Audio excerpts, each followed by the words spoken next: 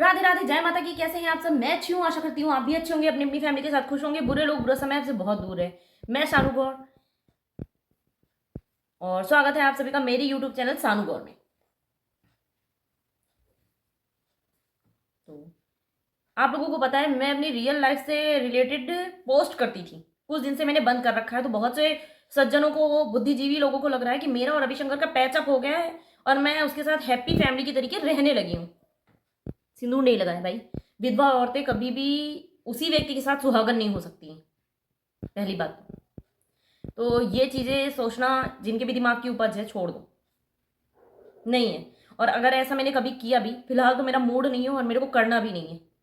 एक रंडीबाज व्यक्ति के साथ मुझे रहना ही नहीं है। फांसी पे चढ़ा दिया जाए, मर जाऊं, कट जाऊं, कुछ भी हो जाए, पर मुझे उस इंसान के साथ नहीं रहना, पहली बात तो। दूसरा, जब मैंने भी कंप्लेन की थी आवा में, तो 2017 अप्रैल मई के बाद मैंने कंप्लेन की थी आवा में। तो चीज़ें ऐसी हुई थी कि जैसे मैं पहले, सबसे पहले जो मेरी जैसी प्रताड़ित औरतें होती हैं, वो सबसे पहले हस्बैंड की रेजिमेंट में जाके कंप्लेन करती हैं, उनके यूनिट में कंप्लेन करती हैं। मैं एक स्क्रीन शॉट भी लगाऊंगी, आप साइड में देख लेना। तो ये चीज़ मेरे साथ भी हुई थी। मैं अपनी स्टोरी शेयर कर रही हूँ कि जब मैंने रविशंकर की कंप्लेन की थी, तो पहले तो मेरे को समझा के घर भेज दिया गया, क्योंकि मैं एप्लीकेशन लेके डायरेक्ट मैं रेजिमेंट चली गई थी।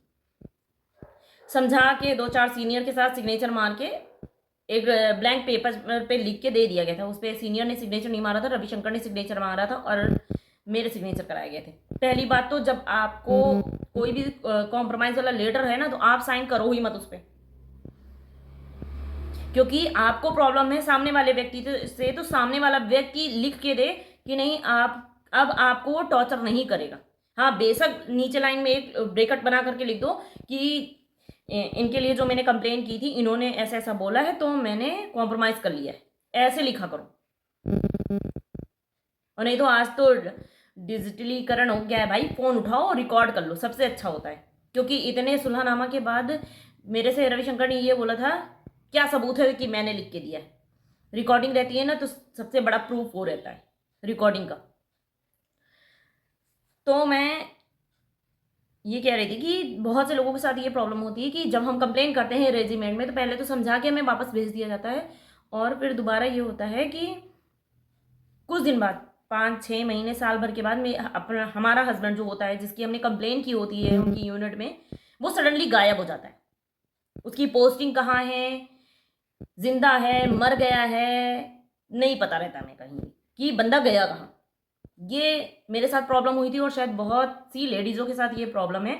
उन्हें पता नहीं चलता कि उनका पति है कहाँ। कंप्लेन के बाद सडनली वो गायब हो जाता है। उसकी यूनिट सिविल में काम कर रहा, डिफेंस में काम कर रहा, जॉब से निकाल दिया गया, कुछ भी नहीं पता चलता। किस यूनिट का ये होता है, वो कहाँ पोस्टेड है, हमें नहीं पता। क्योंकि आप उसे सीधे सीधे पूछोगे तो रेजिमेंट बताएगी ही नहीं आपको। जहाँ आप उसकी यूनिट में कंप्लेन करोगे, उसके कार्यस्थल पे, वो नहीं बताएंगे। वो सीधा इग्नोर मार देंगे, आपकी एप्लीकेशन दबा देंगे। आप साल भर, 2 साल, 3 साल एप्लीकेशन भेजते रहो, कुछ भी नहीं करेंगे, कोई एक्शन नहीं लेंगे, क्योंकि जॉब आपका पति करता है, आप नहीं करते हो। और इनकी जॉब से इनको लाइसेंस मिलता है कि भाई तुम कर सकते हो कांड, कितने भी कांड करना चाहो तुम कर सकते हो। तुम एक बीवी के रहते रहते 10 ख्याल रख लो, रख सकते हो, क्योंकि तुम स्ट्रेस में, ठीक है। तो इनको नौकरी के साथ शायद लाइसेंस भी मिल जाता है। बहुत से लोगों को, मैं सबको इन्वॉल्व नहीं कर रही, तो सब लोग आकर के मत बोलना मेरी पोस्ट पे, ठीक है। तो मेरे साथ भी यही चीज़ हुई थी। तो सबसे सरल और सीधा तरीका मैं बताती हूँ, अगर आपके साथ भी ये चीज़ हो रही है, तो कि अगर आपने अपने पति की कंप्लेंट की है रेजिमेंट में, और फिर उसकी पोस्टिंग ऐसी जगह हो गई है कि आपको बताया नहीं जा रहा कि वो व्यक्ति कहाँ पे है, आप आवा में लेटर डाल दो। और ये मैं सुनी सुनाई बातें नहीं बता रही हूँ आपको, ये चीज़ मैंने खुद की है, तब मैं बता रही हूँ। आपको जाने की भी ज़रूरत नहीं है दिल्ली, आप सिर्फ आवा के एड्रेस पे लेटर डाल दो, आपकी हेल्प होगी। आप लेटर डालो उस पर, और इसमें जो अपना मैटर होता है वो लिखो, और ये भी बोलो कि मेरे पति इस जगह पे काम करते थे, इस के अंतर्गत, और मेरे लेटर डालने के बाद उनका कुछ भी पता नहीं है। और जो आपने लेटर यूनिट में दिया हो, वो लेटर की फोटोकॉपी आप आवा वाली फोटो को, जब आवा में वो करो तो भेज उसमें लगा देना, प्रिंट कर देना, फोटोकॉपी लगा देना। और बहुत से लोग कॉपी टू कर देते हैं, मत क्या करो, सीधा आवा में लेटर दे दो, फिर वो खुद वहां से जब लेटर जाएंगे ना तब चीज़ें कुछ और हो जाती है। अगर आप कॉपी टू कर दोगे तो फिर आवा से लेटर शायद नहीं जाता होगा उनके पास, क्योंकि जब भी मैंने ऐसा किया ना, मैंने रेजिमेंट में भी लेटर भेजा है और मैंने आवा में भी लेटर भेजा, और मैंने अगर आवा वाली कॉपी में लिख दिया कि कॉपी टू, मतलब मैंने यूनिट में भी इन्फॉर्म कर दिया ये लेटर दिया है, तो उस बार मेरे लेटर का जवाब आया ही नहीं है।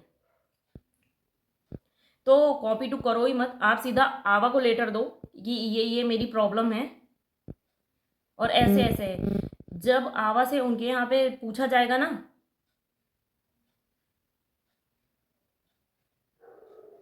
तो खुद ही जो है वो आपको इन्फॉर्म करेंगे कि आपका पति इस जगह पे है और यहाँ पे है और आप खुद आ जाइए काउंसलिंग के लिए। ये होता है। ये वीडियो मेरा उन लेडीज़ों के पास शेयर कर दीजिए आपके अगल बगल में जो हों, जो ऐसी परिस्थिति से जूझ रही हों। क्या पता आपका एक शेयर उनकी कोई हेल्प कर दे।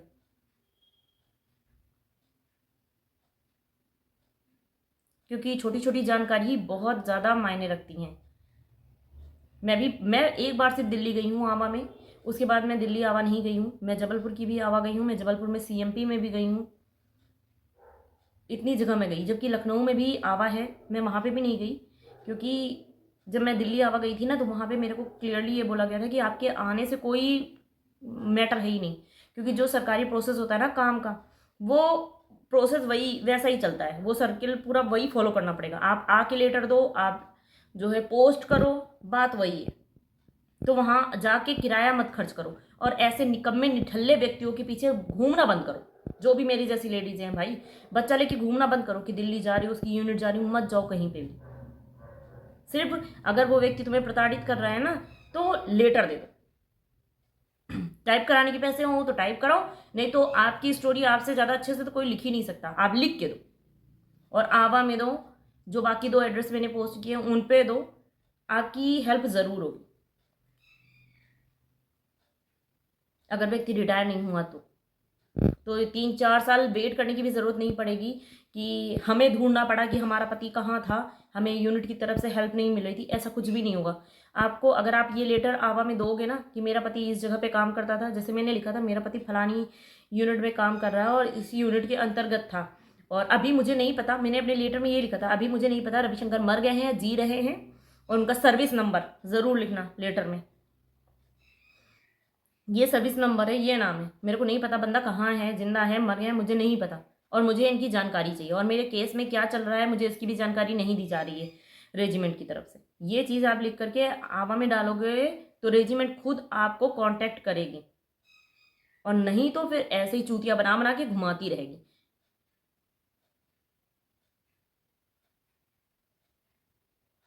क्योंकि एक लाइन तो मैंने भी सुनी थी सीनियर के मुंह से, डायरेक्ट मेरे मुंह पे किसी ने नहीं बोला था, बट हाँ उस दिन मैं कॉल पे थी और मैंने खर्चे के लिए कॉल किया था रविशंकर के पास, तो उनके सीनियर ने उठाया था। तो उनकी लैंग्वेज ये थी ना कि बहनचोद औरत है क्या ही कर लेगी, औरत बहुत कुछ कर लेती है, बस वो अपने करने पे आएगी तब। क्योंकि औरतें ना सॉफ्ट हार्ट की होती है तो लोग उनको ना बेवकूफ़ और चूतिया समझते हैं। तो रिश्ते में जितना प्यार दिखाना है दिखाओ, पर अपना फ्यूचर भी सेव करके रखो। 6 बार 7 बार कॉम्प्रोमाइज़ करने के बाद कोई भी नल्ला व्यक्ति ना सुधरता नहीं है बहन। चीटिंग चॉइस होती है, गलती नहीं होती है। तो अगर मेरी जानकारी आपको अच्छी लगी हो और अगर आपको लेटर नहीं लिखना आ रहा हो इस उस पे, तो आप मेरे को बताएंगे, मैं अपना लेटर भी पोस्ट कर दूंगी जो मैंने उस टाइम पे दिया था।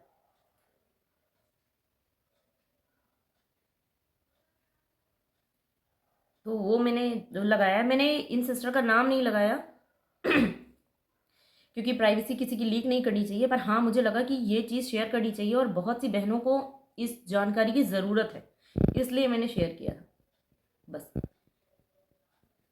Thank you.